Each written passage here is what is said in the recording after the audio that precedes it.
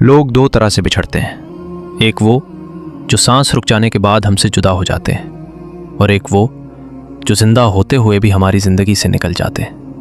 पहली जुदाई दर्द देती है, लेकिन आहिस्ता आहिस्ता दिल मान जाता है। लोग आकर तसल्ली देते हैं और इंसान सब्र करना सीख लेता है। लेकिन दूसरी जुदाई वो बहुत खामोश होती है, ना कोई जनाजा, ना कोई आखिरी दीदार।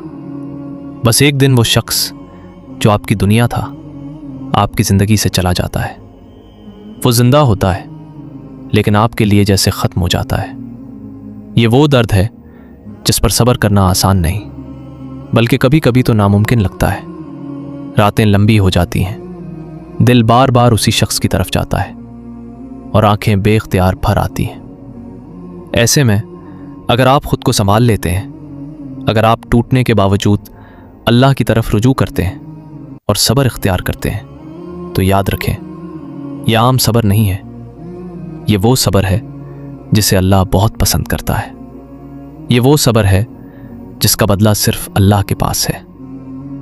अल्लाह ताला फरमाता है, बेशक सब्र करने वालों को बेहिसाब अजर दिया जाएगा।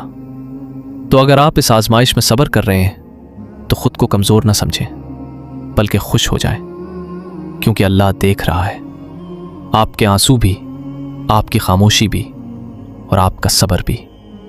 और याद रखें, अल्लाह ऐसा सब्र हरगिज़ ज़ाया नहीं करता। एक दिन यही सब्र आपके लिए सुकून बन जाएगा और आपको इससे कहीं बेहतर अता किया जाएगा। या अल्लाह, हमारे दिलों को सुकून अता फरमा, हमें हर जुदाई पर सब्र करने की तौफीक दे और हमारे सब्र को हमारे लिए बेहतरीन अजर का ज़रिया बना दे। आमीन।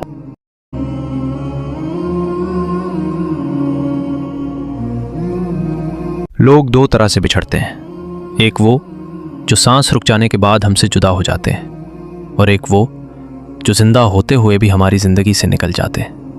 पहली जुदाई दर्द देती है, लेकिन आहिस्ता आहिस्ता दिल मान जाता है। लोग आकर तसल्ली देते हैं और इंसान सब्र करना सीख लेता है। लेकिन दूसरी जुदाई वो बहुत खामोश होती है, ना कोई जनाजा, ना कोई आखिरी दीदार।